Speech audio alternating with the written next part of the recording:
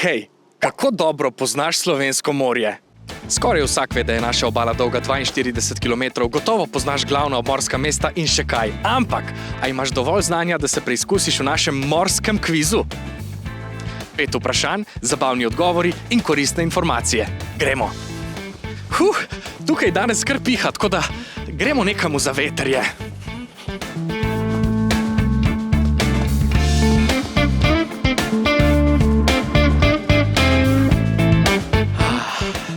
Bolje. Ste pripravljeni za prvo vprašanje? Jaz sem. Glasi se takole. Kateri so naši 3 glavni veliki zalivi, ki obdajajo slovensko obalo? A so to A. Slovenski, istrski in portoroški, B. Slani, sladki in morski, C. Piranski, Fieški in Mesečev zaliv ali D. Piranski, Strunjanski in Koprski zaliv. Kaj mislite? Pravilni odgovor so Koprski, Strunjanski in Piranski zaliv, ki so del Tržaškega zaliva. To je naše ogrevalno vprašanje. Če ste odgovorili pravilno, čestitke. Če ne, pa... Zdaj veste. V Miru Oljk si privoščimo še naslednje vprašanje. Glasi se takole. Kaj je podvodni Triglav? A. Najgloblja točka Slovenskega morja. B. Struktura 3 grebenov v okolici Fiese. C. Nikova izmišljotina. Ali D. Mitološki kraj iz starih pripovedk. Čas se vam izteka, ampak dobro razmislite. Podvodni Triglav predstavlja najglobljo točko Slovenskega morja. Globoka je približno 38 metrov, nahaja pa se v okolici Pirana. Jaz pa sem namenjen drugam.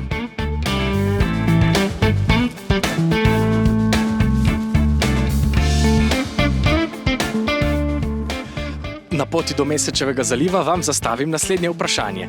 Kakšno je znanstveno ime za morskega konjička? A. Hipotalamus hipotalamus, B. Hippocampus hippocampus, C. Hippohonder hippohonder ali D. Hipodrom hipo. Pravilni odgovor je Hippocampus hippocampus. Morski konjički plavajo tudi v naših vodah. Posebej radi imajo morske travnike, s katerimi je povezano naše naslednje vprašanje. Še prej pa razgled. Tako, pa smo tu nad Mesečevim zalivom. To je zame eden najlepših razgledov naše obale. Nad Mesečevim zalivom pa se zdaj selimo pod vodo k naslednjemu vprašanju povezanemu z morskimi travniki. Zanima me, katera od našteti ni funkcija morskih travnikov? A. Proizvajanje kisika, B. Zatočišče za živali, C. Zaščita pred podnebnimi spremembami, D. Ohranjanje čistosti vode, E. Hrana za živali, F. Ščitijo pred opustošenjem morskega dna ali G. Vse našteto so funkcije morskih travnikov. Najbrž ste zaznali, kam molim taco. Odgovor je seveda vse našteto. Ogromno koristi za nas, za morje in vse njegove prebivalce. Morski travniki so zakon. S tem v mislih prisluhnite še zadnjemu vprašanju. Približno koliko morskih travnikov na svetu izgine vsake pol ure? A. V velikosti jedilne mize, B. V velikosti avtomobila, C. V velikosti gledališke dvorane ali D. V velikosti nogometnega igrišča. Kaj bi rekli? Pravilni odgovor je površina v velikosti nogometnega igrišča.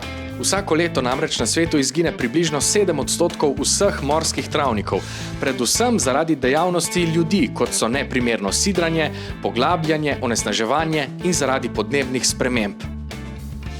Priznam, tudi mene je ta pravilni odgovor precej presenetil in zaskrbel.